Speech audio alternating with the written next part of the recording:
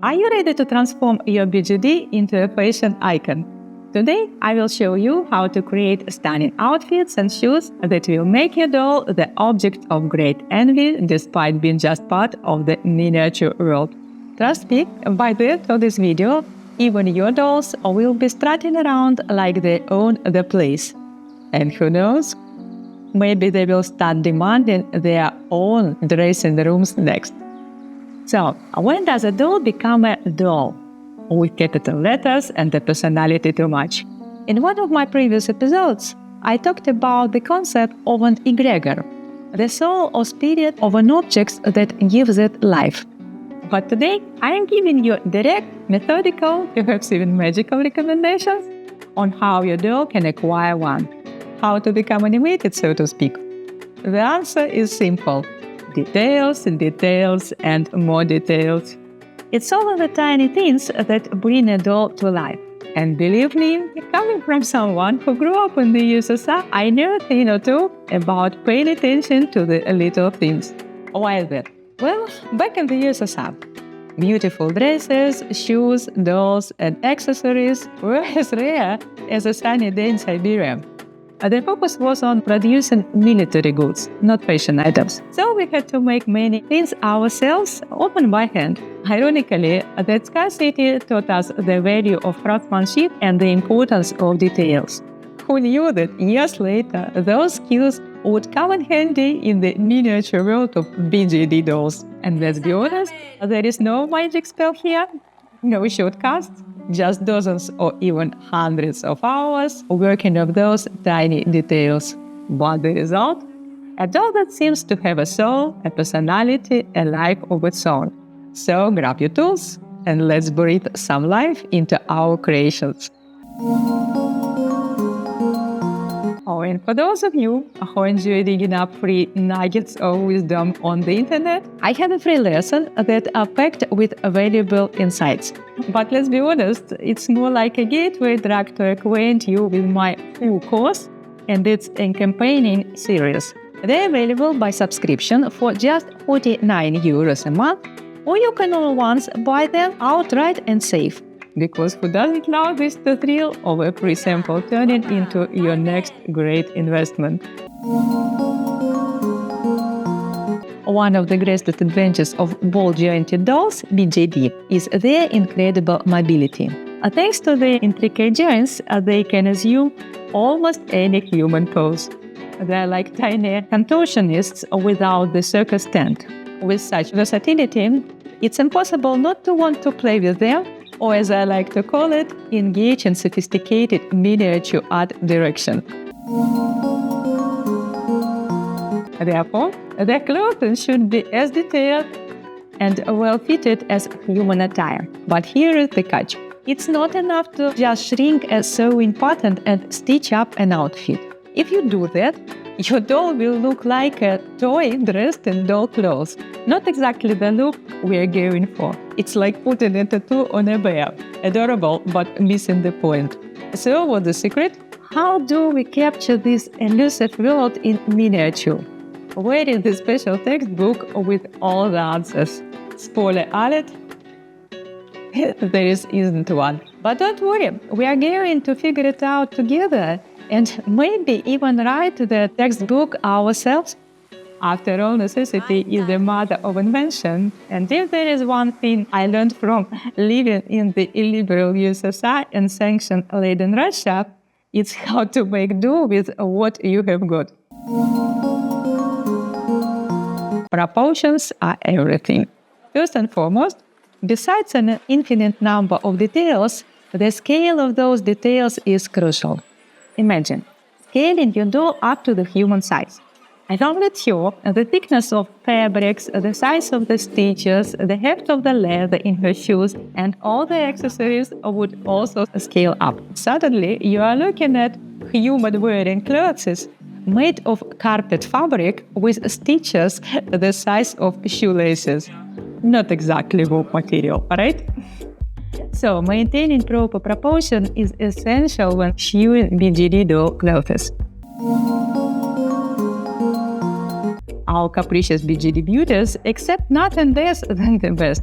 Synthetic fabrics? Absolutely not. We choose only natural silk and cotton. Anything else will look rude and can kill even the most interesting image faster than you can say polyester. The second thing to pay attention to is the print. It needs to be as tiny as possible. When using lace, always consider how it would look if you enlarge to human proportions. Remember, we are going for elegance, not grandma's tablecloth. You have probably heard of the babushka style, but what's not what we are aiming for, right?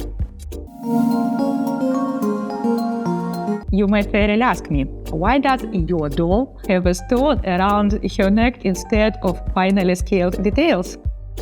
And I'll answer you. I have already spoken with several local jewelers, thanks to whom I have perfected my understanding of the Spanish word mañana. But let's not perpetuate national stereotypes, because change always starts with oneself. Instead, I'll keep looking for a local jeweler who truly gets the craft of miniatures, including a pendant that's appropriately sized so my doll doesn't risk drowning if she decided to take a dip in the sea. Now this might sound strange, but making miniature doll shoes requires exponentially more time and effort than making adult-size footwear. As you know, being a veterinarian is much more challenging than treating humans. But here we are, with doll makers making tiny BJD shoes and BJD boots because our dolls deserve them best. And let's be honest, we are a little bit mad, hopefully not from withholding too much glue.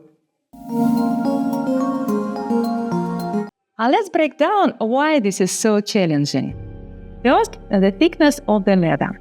There are various tools for thinning leather, but they are all designed for human-sized projects. With those, we have to do everything by hand. In one of my episodes, I showed how to take a blade and carefully shape down the leather, thinning its layer. This way, you can achieve a plausible thickness for shoes and other accessories. A tip brought to life, literally. I remember how in school, we used to scrape our errors in our notebooks with a blade. Dealing with leather, a few millimeters thick is 1,000 times easier. Who knew that schoolroom mistakes would prepare me for crafting doll footwear? Oh, and speaking of measurements, as a Russian, I totally get you folks from the States. We are both a bit misunderstood sometimes, aren't we? People might not always appreciate us, but I feel for you deeply. Poor souls are grappling with gallons, feet, and pounds, while the rest of the world waltzes effortlessly with grams and meters. That's why, in my new course, all calculations are provided in both the human metric system and the American one. God bless America and everyone else who subscribed too.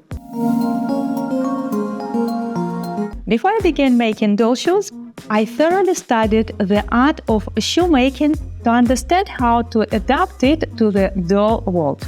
Every shoe starts with a shoe last. A last for life, right? And for each shoe model, a last of its own shape is used. For example, the toe is specifically raised so that the shoes fit better. The point of flex aligns with the metatarsal joint of the foot. The widest and narrowest points also follow the anatomy of the foot. The instep is not the same on the inner and the outer sides. And there's so much more. Next, we need to build the pattern. Transfer this pattern to a flat surface. In my masterclass, I offer a few ready-made patterns. If your doll is different size, you can reduce or enlarge them proportionally. The process of making leather shoes goes in the following order. The thickness of the leather is reduced.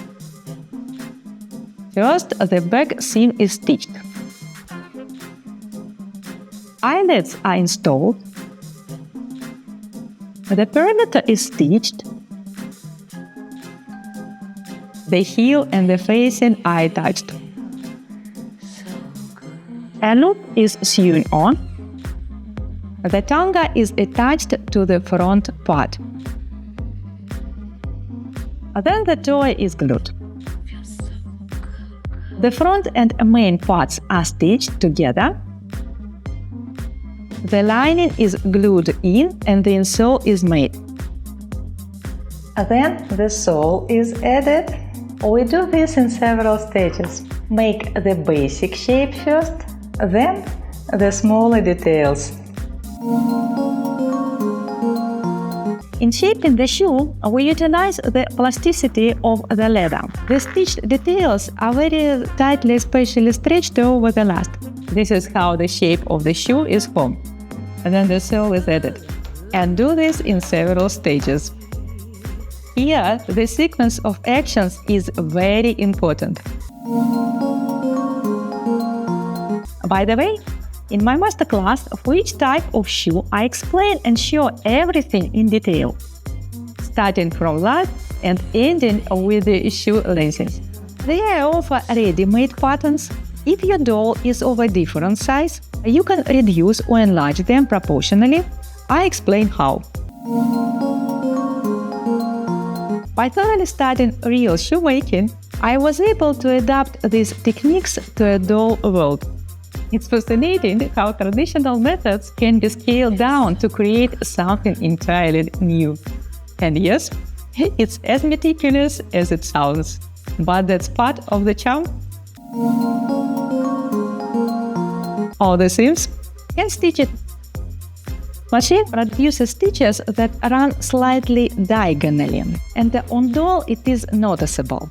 If we want our doll to have life, we have to sew everything by hand. It's a labor of love, or maybe obsession, but the results are worth it. Besides, it's a great way to keep our hands busy and our creativity flowing. There is something incredibly satisfying about seeing those tiny, perfect stitches come together to form a miniature masterpiece. It's like painting a portrait with a single hairbrush. Time-consuming? Yes. Rewarding?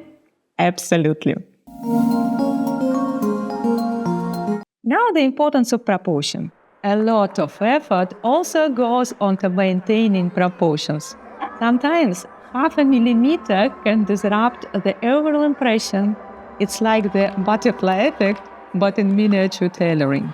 One tiny misstep and suddenly your elegant doll looks like she's wearing clown shoes. And nobody wants that, unless you're into that sort of thing. No judgment here. So we measure twice or 10 times and cut once. Precision is key. It's a meticulous process, but it ensures that everything from the sleeves to the hemlines fits just right. But this is the essence of the game. Everything just like in life must be real.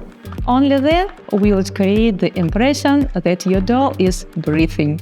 It's a bit like playing a tiny version of reality. And let's face it, who wouldn't want that kind of creative challenge? Creating in miniature forces us to pay attention to details we might otherwise overlook. It's a lesson in mindfulness, patience, and the joy of creation. A feeling like Alice in Wonderland. Sometimes I feel like I have tumbled down into a rabbit hole, into a world where everything is the same but smaller, and with more sewing involved. It's a strange place, but at least the tea parties are interesting. And I promise no Mad Hatters will hunt in the making of this video. Embracing this whimsical perspective keeps the creative process fun and engaging. After all, if we cannot enjoy this journey, what's the point of the destination? I am more than happy to share an experience with you all. After all, what's the point of covering all this knowledge like a dragon with this treasure when it comes to creating for finding the perfect outfit for your BJD doll? Share your thoughts in the comments below. I can't wait to hear from you. Plus, teaching others gives me the excuse to talk endlessly about dolls without people thinking I have lost my mind. So stay tuned for comprehensive BJD sewing tutorials where we will dive deep into every stitch, seam and secret of the trade. Leather corset for my new doll from Revive. This doesn't just apply to shoes. My new doll, Dunia, has a leather corset.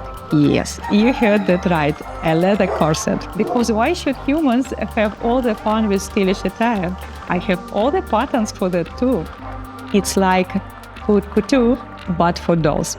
Who needs Paris Fashion Week when you have a sewing needle and passion for fashion? Creating such intricate pieces pushes the boundaries of what's possible in miniature fashion. It's challenging, but the result is nothing short of spectacular. And my latest passion? Hats. I have not been fascinated by the process of making them. It's hard to overestimate the importance of a hat in a woman's life, or a doll's life, for that matter. A good hat can make or break an outfit, or at least give you something to hide under when you see someone you don't want to talk to. From my tiny fascinators to elegant wide-brimmed hats, the possibilities are endless. And the best part? No Mercury fumes are involved. By the way, I have noticed many of you are silently watching without subscribing, enjoying the show from the shadows, huh? If you're already here sneaking peeks, it's time to make it official and hit that subscribe button. It's free after all. Let's return to Lewis Carroll's tale. The name of Mad Hatter is partly due to his character being a visual embodiment of a rare disease. The condition known as Mercurialism describes mercury vapor poisoning. In the 19th century, workers who produced hats often suffered from this due to the use of mercury nitrate of softened wool in felt making. Talk about suffering for fashion.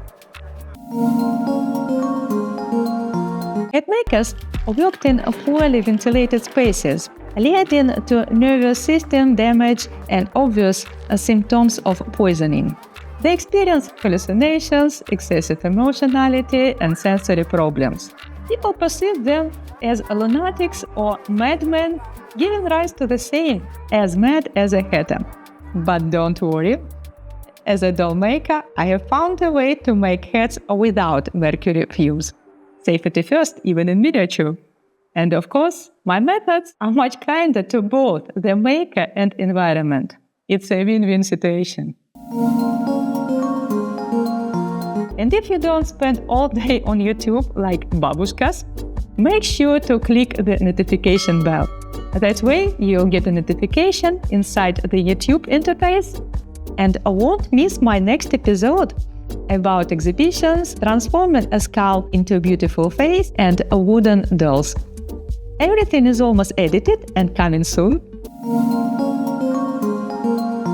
And of course, Barcelona, as always, has supported me. I found a special little shop nearby where they sell wonderful wool felt. It's like the universe knew I needed more hobbies to fill my time. As someone who moved from restrictions of North Korea to the vibrant streets to Spain, I appreciate the little freedoms like buying felt without my hassle. The city's rich artistic heritage provides endless inspiration. Plus the sunny weather doesn't hurt. Come experience it yourself. Join my special week-long doll making masterclass here in the city of Gaudi for 999 euros. So whether you are into doll customization or just love the challenge of sewing for BJD dolls, remember that the key is in the details and proportions. Sewing BJD clothes isn't just a hobby, it's an art form. And who knows, maybe one day our dolls will take over the world, or at least our living rooms. The joy of seeing your doll dressed in an outfit you crafted is unparalleled. It's a testament to your skill, creativity, and dedication. Now, if you are wondering where to buy BJD clothes that meet these exacting standards, you might find the options limited. That's why DIY BJD clothes are the way to go. Not only do you get to control every aspect of the design, but you also get the satisfaction of knowing that you made it yourself. Plus, it's a great way to keep your hands busy and out of trouble. Creating your own pieces allows for complete customization, ensuring your doll's wardrobe is as unique as they are. For those interested, there is a link in the description where I'll be sharing sewing patterns and tutorials on how to make clothes for BJD dolls, including sewing patterns for 1/4 scale and even 1/8 scale BJD outfits. It's like a sewing revolution, but with needles and thread instead of slogans. And believe me, revolutions are much more fun when they're about creativity rather than, political upheaval. These resources will provide step-by-step guidance, making the process appropriable whether you are a novice or a seasoned sewer. How to make leather doll shoes. I'll also guide you on how to make doll shoes, specifically how to make leather doll shoes. Yes, real leather, not that faux stuff. Because if we are going to spoil our dolls, we might as well go as their way. And let's face it, after navigating the complexities of life, making tiny shoes is a delightful challenge. From selecting the right leather to crafting the perfect sole, we'll cover it all. Your dolls will be stepping out in style in no time to create outfits and accessories that not only look amazing but also bring your dolls to life. Remember, in this miniature world, you are the designer, the tailor, the shoemaker, and sometimes the confidant when things don't go as planned. Embrace the process, enjoy the journey, and don't be afraid to make mistakes. After all, every stitch brings you one step closer to perfection. Thank you for joining me on this journey into the world of BJD sewing explanations. Whether you are a seasoned pro or just starting, I hope you have found some inspiration and perhaps a chuckle or two.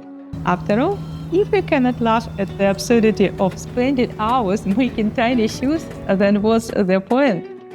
Don't forget to like, subscribe, and hit the notification bell, because if you don't, my doll might think you are ignoring them. And trust me, you don't want to see what a slightly miffed doll can craft. Just kidding, but seriously, you won't want to miss what's coming next. Until next time, happy sewing!